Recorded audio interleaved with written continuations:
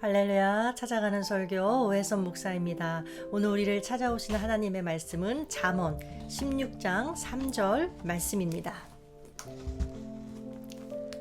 너의 행사를 여호와께 맡기라. 그리하면 네가 경영하는 것이 이루어지리라. 아멘.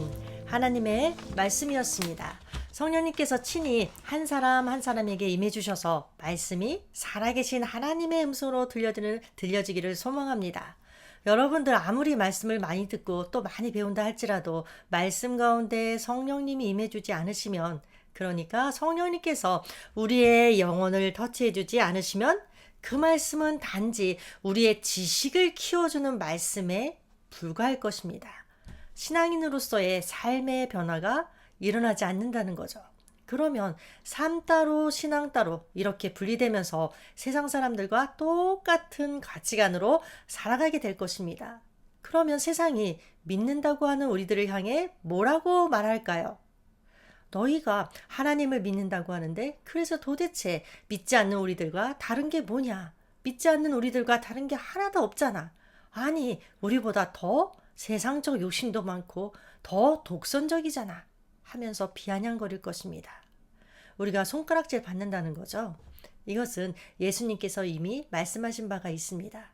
예수님은 그리스도인을 향해서 말씀하셨습니다. 너희는 세상의 빛이요 소금이라.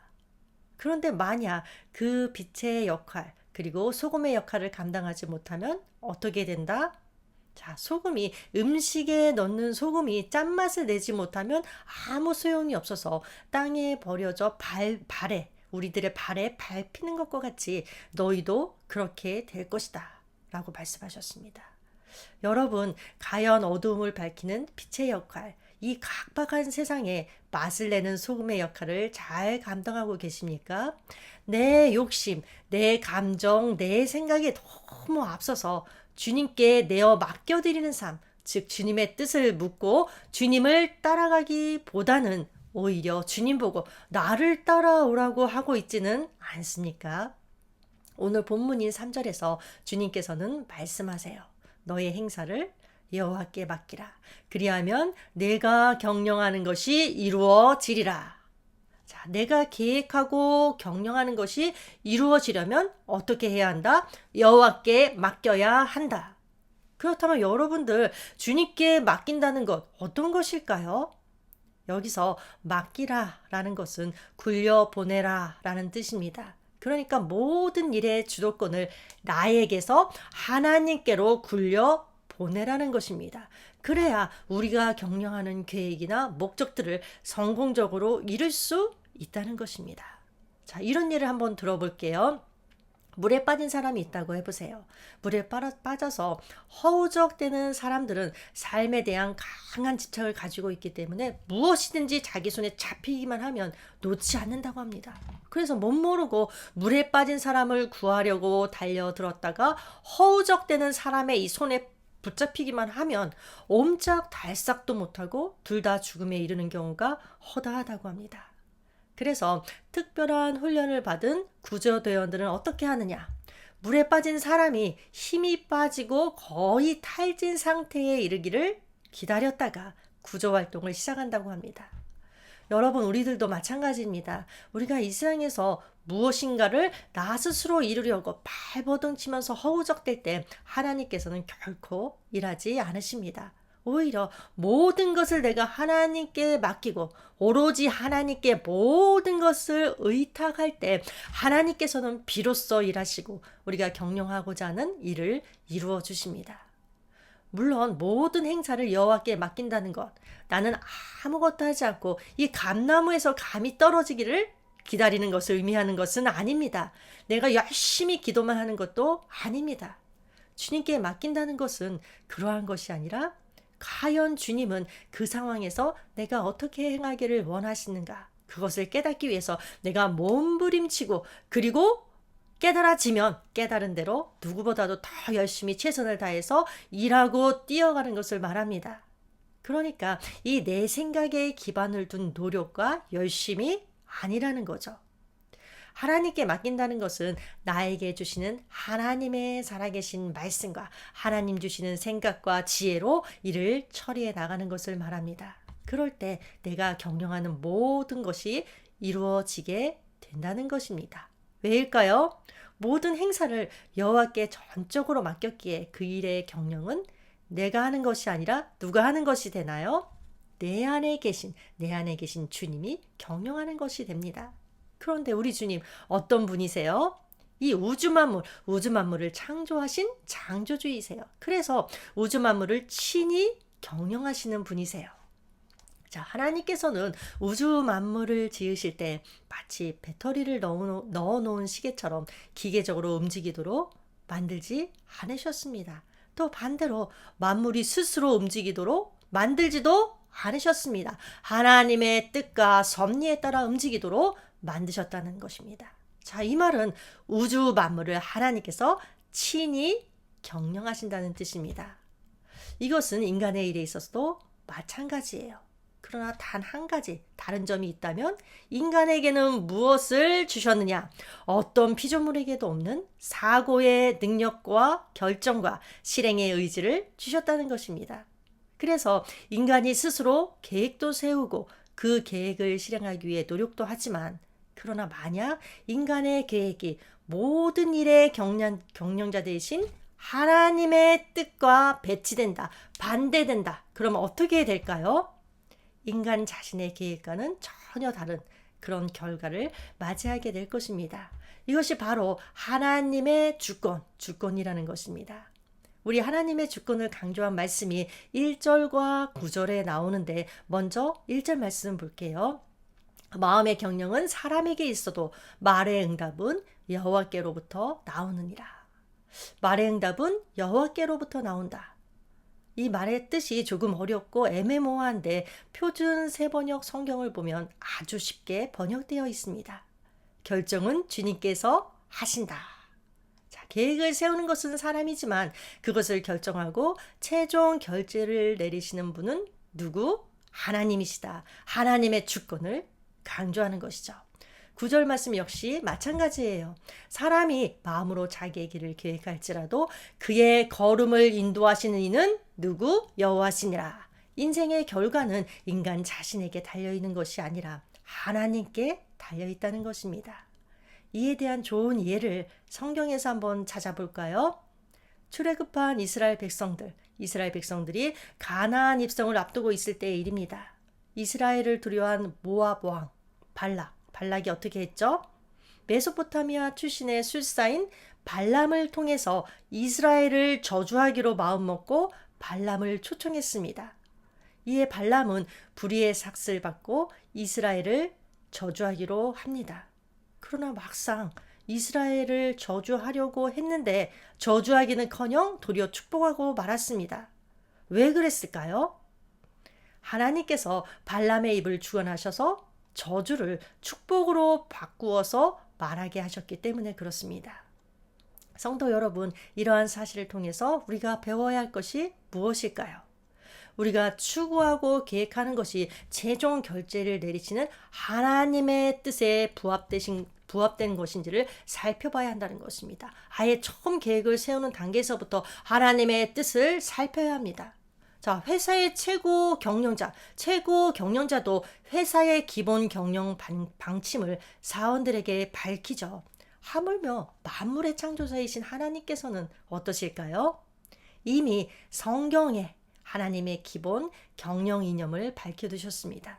그리고 또한 우리들의 삶 속에서 부딪혀지는 아주 작고 구체적인 일들에 대해서 그것이 하나님의 뜻에 부합되는지 아닌지 자문을 구할 수 있도록 물어볼 수 있도록 기도라는 통로를 마련해 두셨습니다.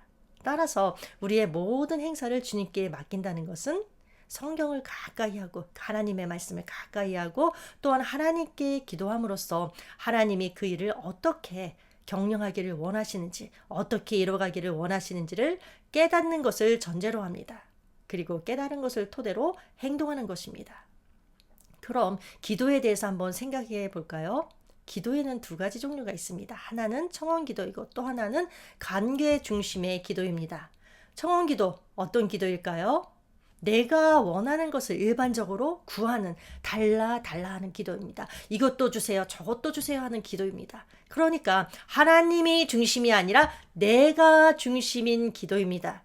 그리고 관계 중심의 기도란 하나님과 인격적인 관계를 맺고 서로 교제하는 것을 말합니다. 그런데 관계 중심의 기도가 되려면 무엇을 할 줄 알아야 하느냐? 주의 음성을 들을 줄 알아야 합니다. 나 혼자만 일방적으로 주님께 무엇인가를 말하고 구하는 관계가 아니라 살아계신 주님의 음성을 들을 줄 알아야, 그러니까 성경의 말씀이 정말로 하나님께서 나에게 말씀하시는 것으로 들려야 인격적인 관계가 맺어지고 쌍방 간에 서로 교제하는 관계가 됩니다. 사람들 간의 관계도 똑같죠. 어떤 한 사람만이, 둘이 만났는데 어떤 한 사람만이 일방적으로 말하고 다른 한 사람은 듣기만 한다. 그러면 그런 관계는 서로 교제하는 관계라고 하기 어렵습니다. 쌍방 간에 서로 간에 말이 오가는 대화를 해야 서로 교제하는 것입니다. 마찬가지로 우리 하나님, 살아계신 분이시죠. 그리고 말씀하시는 하나님이세요. 요한복음 10장 3절 4절을 보면 이렇게 나와 있습니다. 양은 자기 목자의 음성을 듣는다. 자, 우리가 양입니다. 예수님 목자이십니다. 그렇기 때문에 우리 주님의 음성을 우리가 들을 수 있어야 합니다.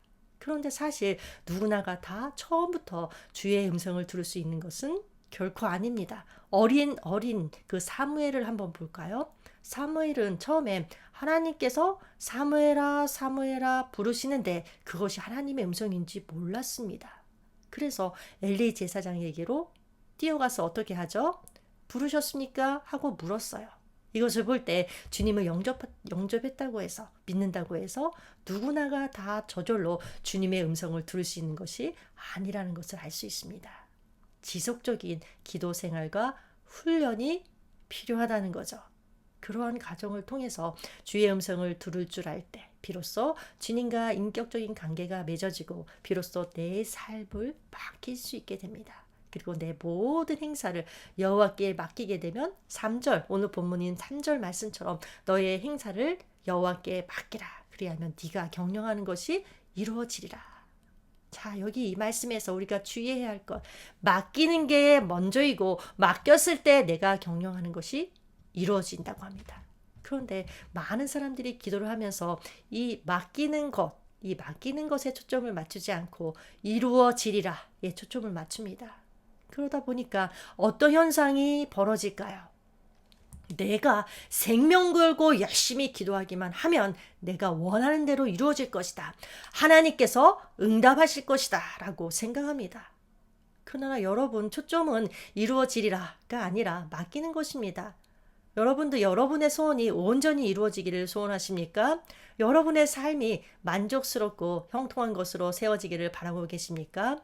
모든 행사를 하나님께 맡기십시오. 하나님께서 이끄시고 말씀하시는 대로 행하고 범사의 하나님을 인정하면서 살아가십시오. 여러분들이 생각하고 도모하는 것 이상의 것을 이루게 하시는 하나님이십니다. 그런데 여러분, 우리가 실제로 기도 생활을 하다 보면 나는 주님께 맡긴 것 같은데 내가 경영하는 것이 이루어지지 않을 때가 있습니다. 물론 주님의 뜻과 내 뜻이 다르기 때문이겠지만 우리가 늘 주님의 그 뜻을 알면서 기도할 수 있는 것은 아니죠. 그래서 일단은 내가 원하는 것들을 간절히 기도하게 되는데 기도하다 보면 점점 그 내용들이 변해가면서 주님의 뜻에 맞춰지는 기도를 하게 됩니다. 그러나 또 때로는 주님의 뜻을 캐치하지 못하고 끝까지 내가 원하는 기도 제목을 붙들고 나갈 때도 있습니다. 어찌되었든 기도를 열심히 하는데도 기도의 그 응답이 이루어지지 않는다. 내가 원하는 것이 이루어지지 않는다. 그러면 이것을 우리는 어떻게 받아들여야 할까요? 주님께 다 맡긴다라고 할 때 이것은 기도의 결과, 응답까지도 맡기는 것을 의미합니다. 내가 원하는 것을 생명 걸듯이 간절히 기도한다 할지라도 그 기도의 응답이 어떠하든지 무엇을 주님께서 주시든지 주어지는 그대로 받아들이는 것, 그것이 바로 맡기는 삶입니다. 그런데 맡기는 삶을 살고자 하는 자에게 주님께서 주시는 특별한 은혜가 있죠. 우리가 기도할 때는 애절하게 간절하게 눈물로 애통하면서 내가 원하는 것을 안 주시면 안 될 것 같이 기도하지만 그러나 이상하게도 기도를 마치고 나면 기도의 응답에 그 결과에 초연해진다는 것입니다. 어떤 결과를 주님께서 주시든 우리 주님이 나에게 주시는 그 결과가 가장 좋은 것이라는 믿음이 생깁니다. 내가 원하는 것이나 내 생각, 내 감정, 이런 모든 나를 묶고 있는 것들이 풀어지고 자유함을 누리게 되는 것입니다. 이 자유함, 모든 행사를 주님께 맡길 때 주님께서 주시는 은혜입니다. 아무리 많은 기도를 하고 또 청산유수같이 기도를 잘하는 것처럼 보인다 할지라도 만약 맡기는 삶을 살지 못한다. 그러면 그 많은 기도는 다 헛것이고 중언부언에 불과할 것입니다. 어떤 상황 앞에서 우리는 주님 이렇게 하겠습니다. 그러니 도와주세요 라고 하는 것이 아니라 하나님 이 상황에서 저는 어떻게 해야 할까요? 어떻게 하는 것이 맞을까요? 주님 저의 이 생각, 제가 생각하고 있는 이 생각이 맞을까요? 맞습니까? 하고 묻는 것, 이것이 맡기는 삶을 위한 기도의 시작입니다. 그러면 내 안에는 무엇이 있느냐? 영적인 소욕이 있기 때문에 우리의 연약함을 아시는 성령님께서 가르쳐 주시고 도와주십니다. 로마서 8장 26절의 말씀이죠. 이와 같이 성령도 우리의 연약함을 도우시나니 우리는 마땅히 기도할 바를 알지 못하나 오직 성령이 말할 수 없는 탄식으로 우리를 위하여 친히 간구하시느니라. 우리가 기도하는 이유 무엇인가요? 내가 원하는 것을 얻어내기 위해서가 아니라 내 삶을 전적으로 맡기기 위해서입니다. 내 삶을 전적으로 맡기기 위해서 기도할 때 주님께서는 우리의 인생을 책임져 주실 것입니다. 네가 경영하는 것이 이루어지리라 라는 약속의 말씀이 우리에게 응하게 하실 줄로 주 안에서 확신합니다. 기도하겠습니다.